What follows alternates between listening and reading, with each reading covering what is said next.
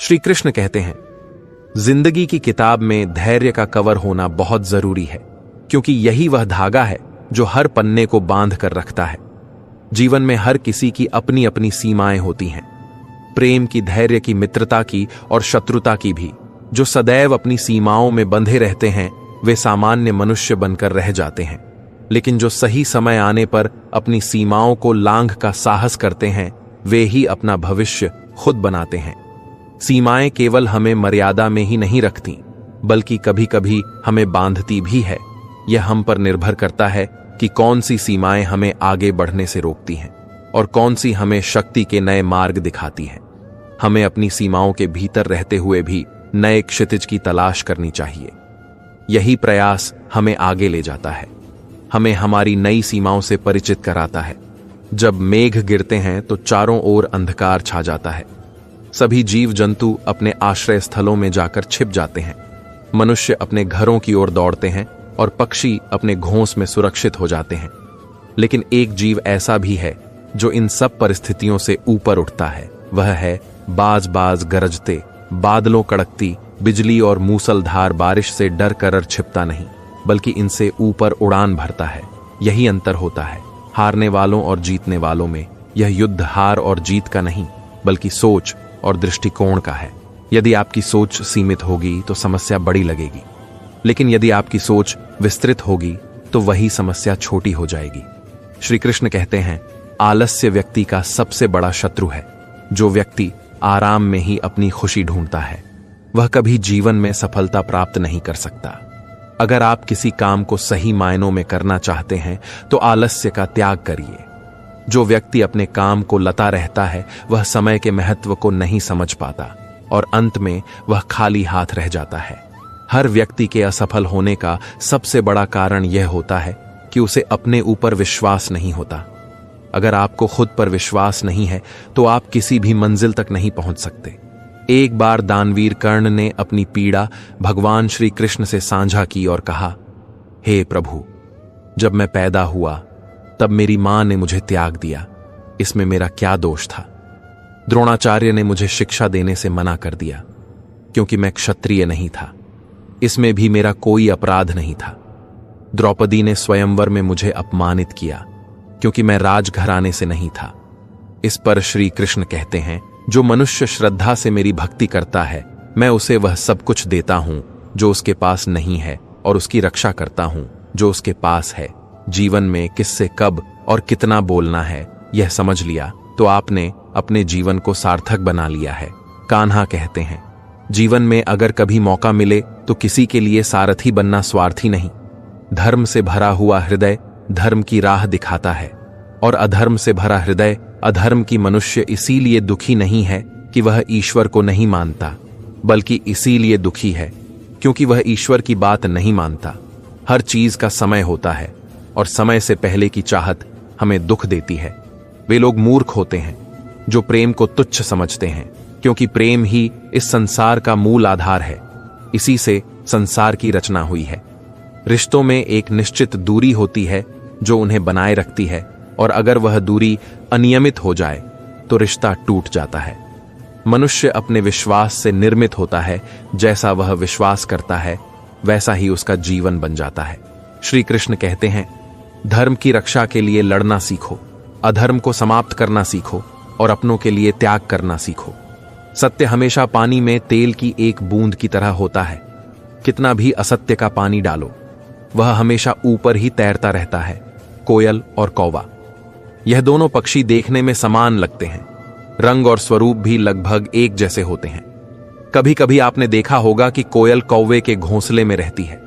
दूर से देखने पर दोनों को पहचानना कठिन होता है, लेकिन इनका असली अंतर तब समझ में आता है जब बारिश का मौसम आता है।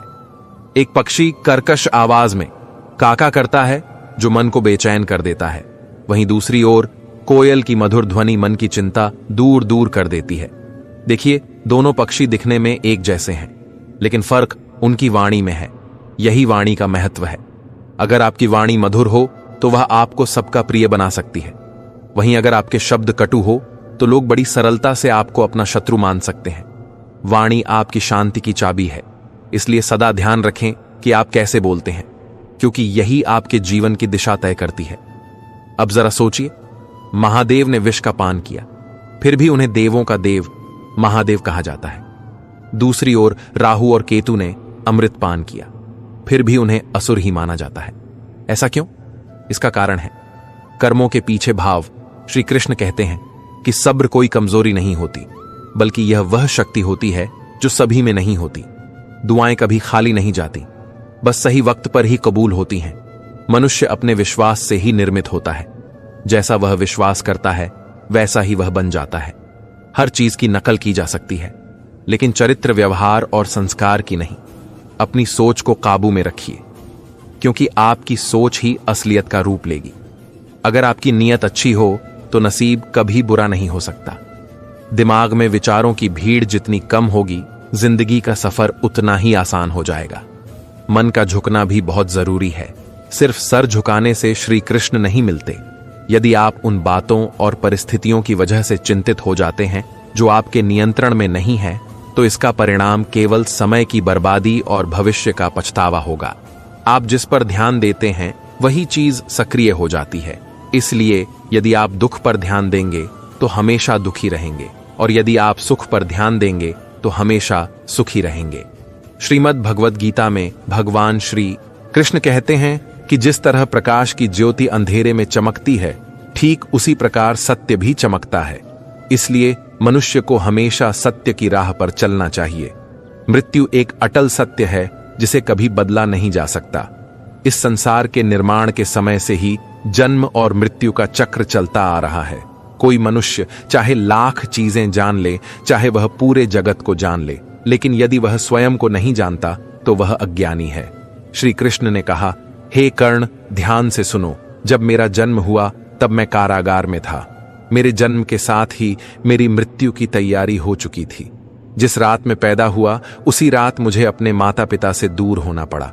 मुझे गरीबी में पाला गया और मैं गायों का गोबर हाथों से उठाता था। जब मैं छोटा था और चल भी नहीं सकता था, तब मुझ पर कई प्राणघातक हमले किए गए। मुझे मारने की हर बार कोशिश हुई, लेकिन मैंने कभी हार नहीं मानी। मेरे पास बचपन में कोई शिक्षा नहीं थी, न कोई महल, न कोई विशाल सेना। फिर भी मेरे मामा मुझे अपना सबसे बड़ा शत्रु मानते थे। मेरा जीवन भी कई चुनौतियों से भरा था, लेकिन महत्वपूर्ण यह नहीं है कि हमें जीवन में कितनी बार अपमान सहना पड़ा। असली महत्व इस बात है कि हम उन अपमान का सामना कैसे करते हैं और उनसे सीख लेकर आगे कैसे बढ़ते हैं। आपके पास ज्ञान है, संसाधन है, लेकिन इनका सही उपयोग करना जरूरी है। जो भी कठिनाइयां आपके सामने आई, वे केवल आपके संकल्प और शक्ति को परखने के लिए थीं। इन चुनौतियों को पार करके ही आप सही मायनों में सफलता की ओर अग्रसर हो सकते हैं। जीवन में जो भी अपमान या असफलता मिले, वो अपना अनुभव मानकर सीखिए और आगे बढ़ते रहिए। जीवन में हम सभी कभी ना कभी ऐसे द्वार से गुजरते हैं जहां हमें धर्म संकट का सामना करना पड़ता है, परंतु अधिकतर लोग इसे पहचान नहीं पाते और बिना संघर्ष किए सहजता से सुख की ओर खींचते चले जाते हैं, जैसे गुड़ की ओर मक्खी खींच जाती है। असल में धर्म संकट वह क्षण होता है जब हमें ईश्वर के निकट जाने का अवसर मिलता है। यदि हम संघर्षों से डरे नहीं और सुख की ओर आकर्षित होकर अपने धर्म से विचलित ना हो, तो ईश्वर का साक्षात्कार दूर नहीं है। पवन से जूं जता हुआ हर पत्ता अगर पेड़ से गिर भी जाता है तो भी वह आकाश की ओर उठता है। झुकने वाली घास जमीन पर रह जाती है, पर पत्ते का झुकना भी एक प्रकार की उन्नति है। धर्म संकट से भागने वाले लोग जीवन में सुख तो पा सकते हैं, जीवन आगे बढ़ता है, किंतु उनका चरित्र टूटने लगता है। आत्मा दरिद्र हो जाती है और ईश्वर से दूरी बढ़ती जाती है। जब दो व्यक्ति निकट आते हैं तो वे एक दूसरे के लिए सीमाएं और मर्यादाओं तय करने का प्रयास करते हैं।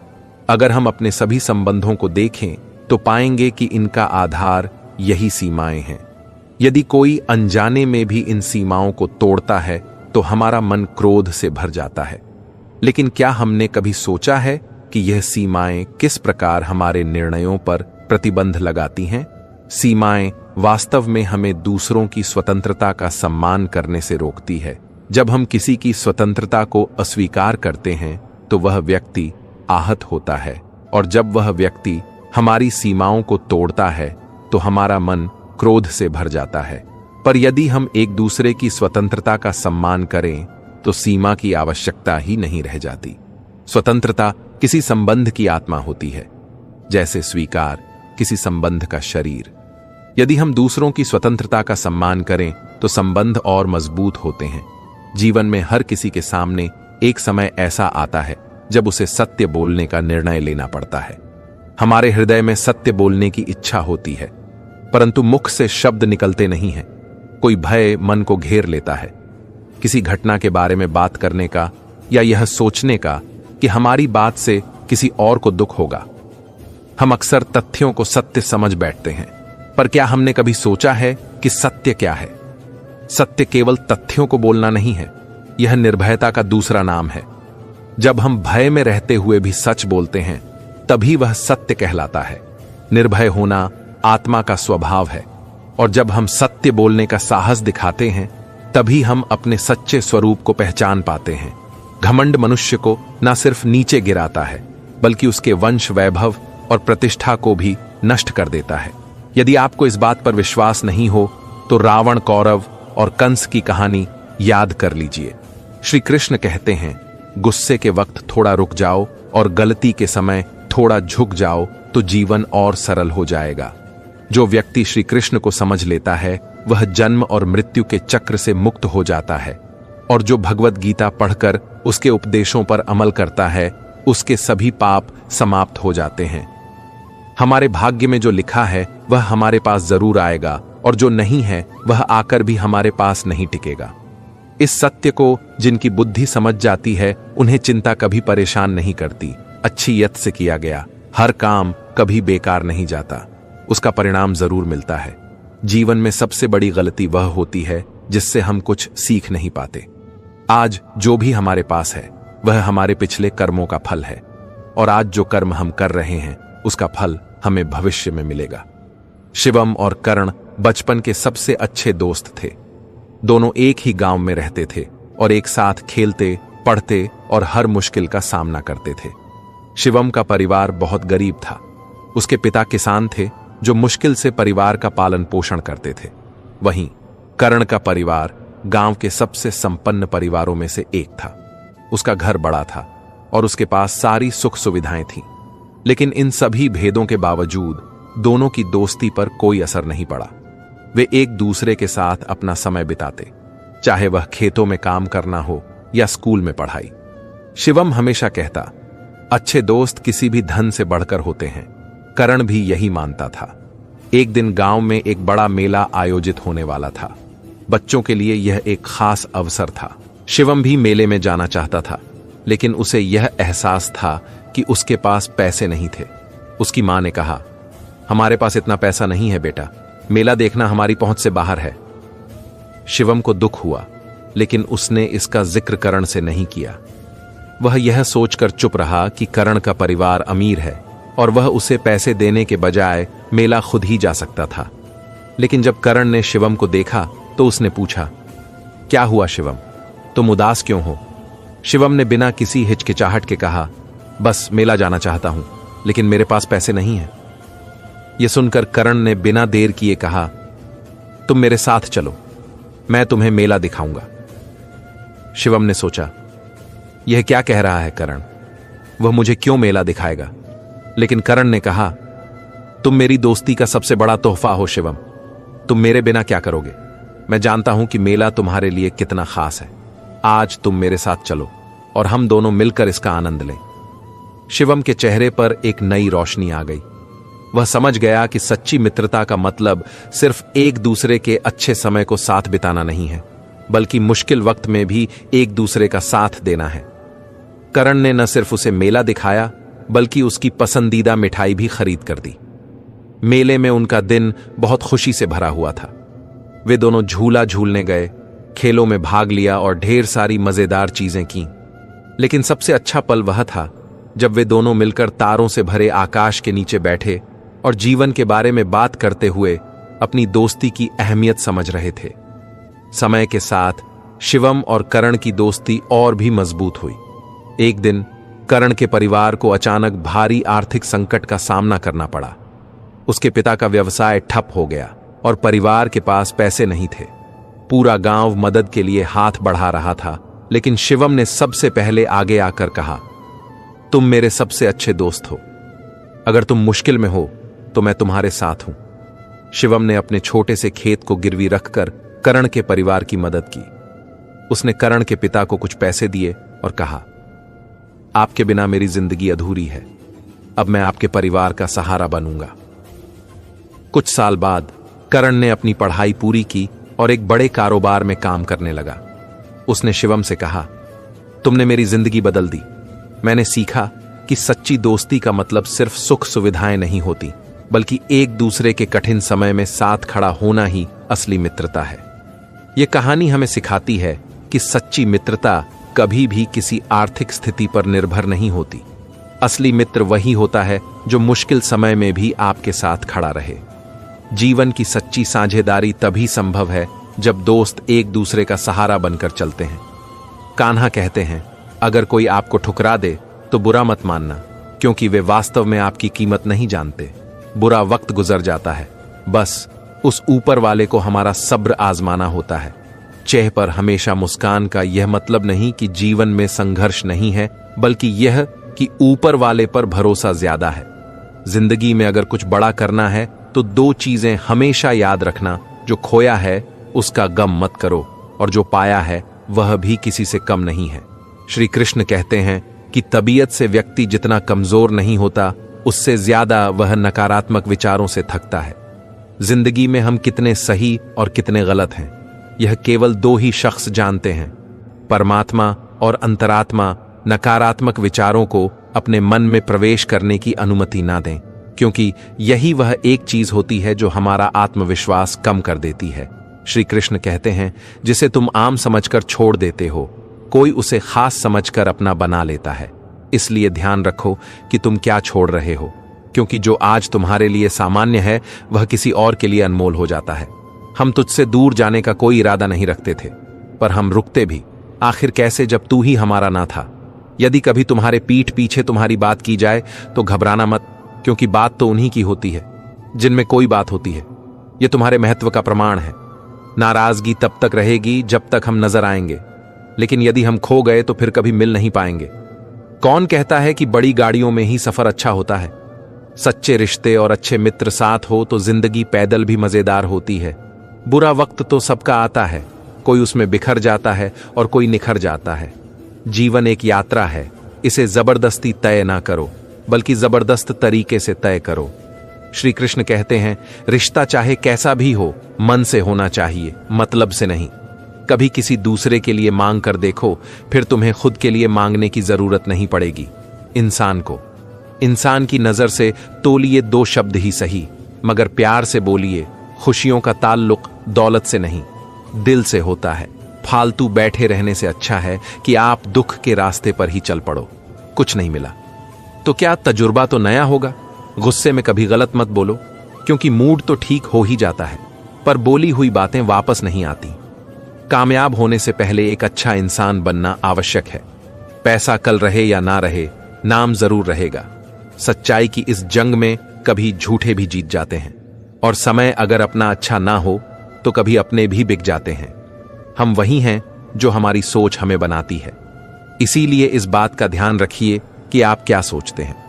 सच्चाई अक्सर खामोशी में ही मिलती है, जबकि झूठ को हर वक्त होठों पर रहने की आदत होती है। कृष्ण कहते हैं, परिस्थितियों के अनुसार सब चीज सुंदर है। जैसे स्कूल की घंटी सुबह के समय बेकार लगती है, वही छुट्टी के समय बहुत अच्छी लगती है।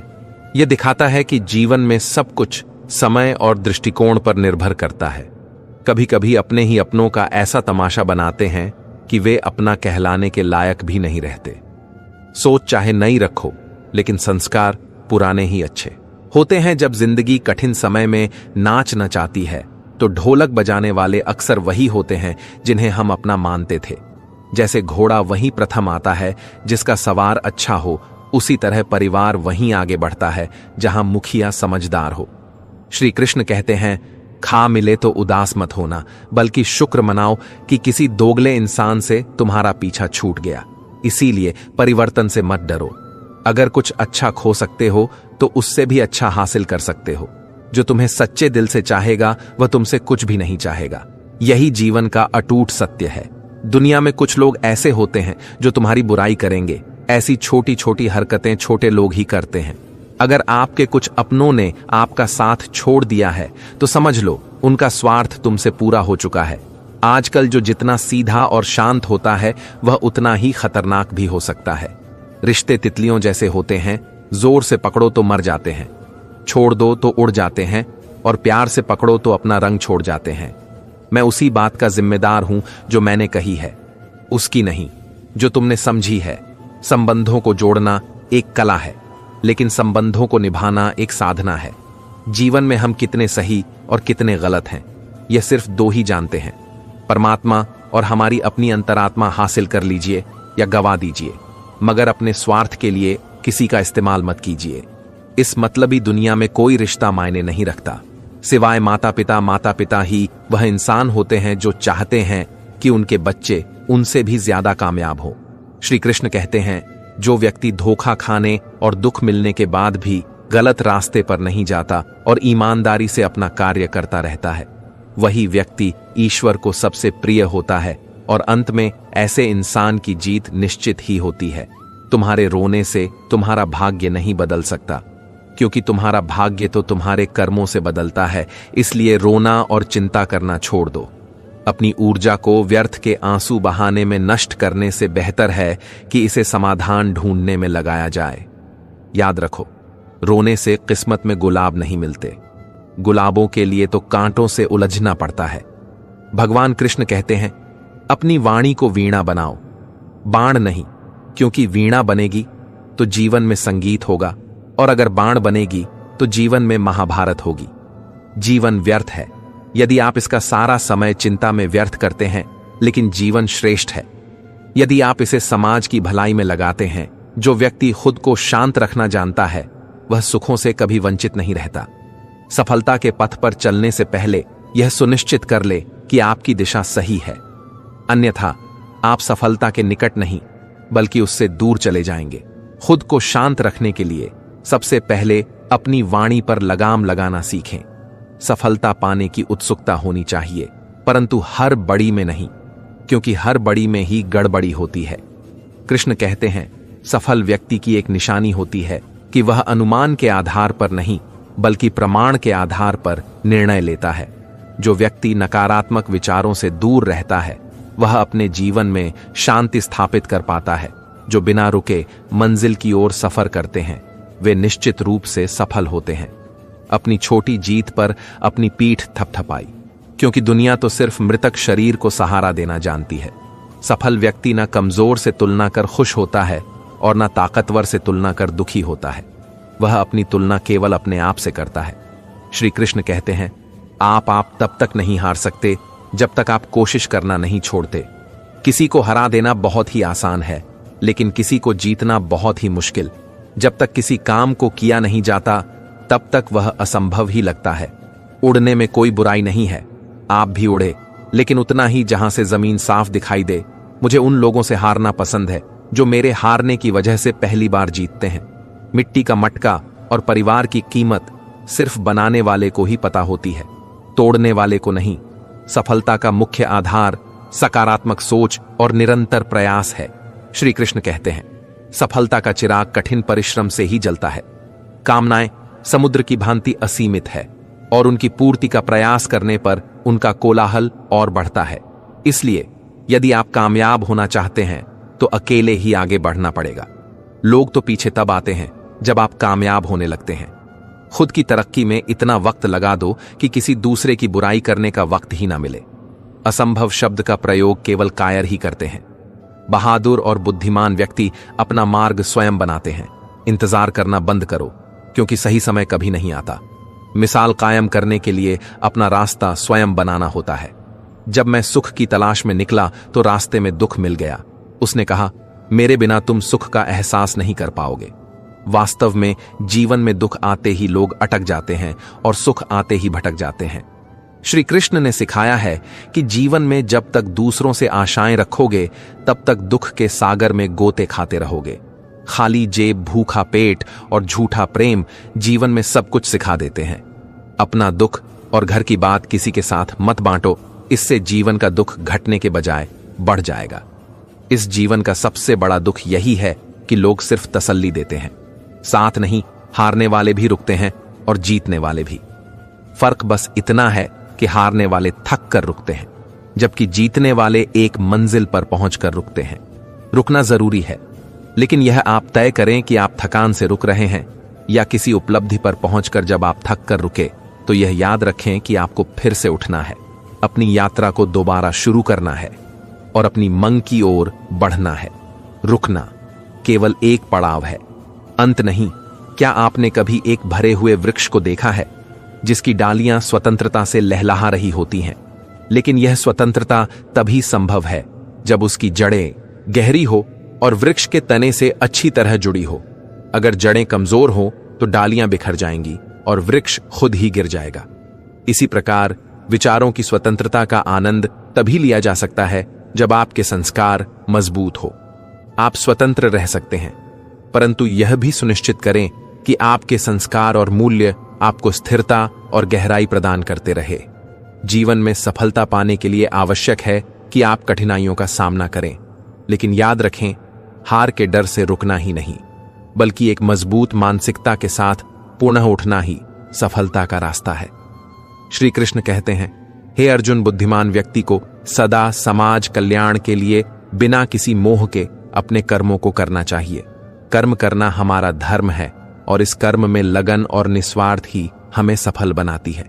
मन की गतिविधियों और भावनाओं के माध्यम से भगवान की शक्ति सदैव तुम्हारे साथ है।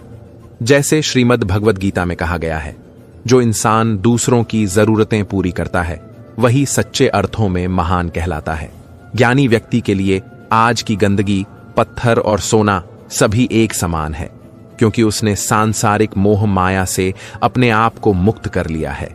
मेरे कर्म मुझे बांधते नहीं हैं, क्योंकि मुझे कर्म के प्रति फल की कोई इच्छा नहीं है। जो लोग भक्ति में सच्ची श्रद्धा नहीं रखते वे मुझे नहीं पा सकते, इसलिए वे इस संसार के जन्म जन्म मृत्यु के चक्र में फंसे रहते हैं।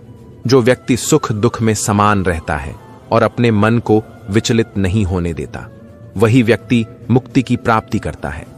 जब इंसान की जरूरत बदल जाती है तब उसके बोलने का तरीका भी बदल जाता है। मन स्वभाव से चंचल होता है, लेकिन उसे अभ्यास और वैराग्य के द्वारा नियंत्रित किया जा सकता है। जहां आपकी कोई कदर ना हो वहां रहना अनुचित है, चाहे वह किसी का घर हो या किसी का मन। प्रत्येक बुद्धिमान व्यक्ति को क्रोध और लोभ से बचना चाहिए, क्योंकि यह दोनों आत्मा का पतन कर देते हैं। इस संसार में नरक के 3 द्वार होते हैं, वासना, क्रोध और लालच। यही इंसान को पतन की ओर ले जाते हैं। कोई भी व्यक्ति जन्म से महान नहीं होता, बल्कि अपने कर्मों से वह महान बनता है। जो व्यक्ति मृत्यु के समय मुझे याद करते हुए अपने शरीर का त्याग करता है वह मेरे परम धाम को प्राप्त होता है, इसमें कोई संदेह नहीं है। दान का सच्चा अर्थ तब है जब वह बिना किसी संकोच के पूरी श्रद्धा और कर्तव्य भावना के साथ किसी जरूरतमंद को दिया जाए। वह दान सात्विक कहलाता है। व्यक्ति को सदा अपने आप को ईश्वर के चरणों में समर्पित कर देना चाहिए। यही समर्पण उसे दुख, चिंता और परेशानियों से मुक्त रखता है। सोने की लंका और पुष्पक विमान रावण के पास थे, लेकिन राम ने केवल वनवास देखा। राजपाट तो कंस के पास था, परंतु जेल में जन्म तो श्री कृष्ण ने लिया। राजमहल में कौरव ही रहते थे, जबकि वनवास पांडवों को झेलना पड़ा। संघर्ष सदैव सत्य के साथ रहता है। जब सत्य के लिए स्वयं भगवान को संघर्ष करना पड़ा तो हम तो फिर भी इंसान हैं। सच्चे दिल के लोग अक्सर जीव में अकेले रह जाते हैं, लेकिन ऐसे लोगों का साथ भगवान हमेशा देते हैं।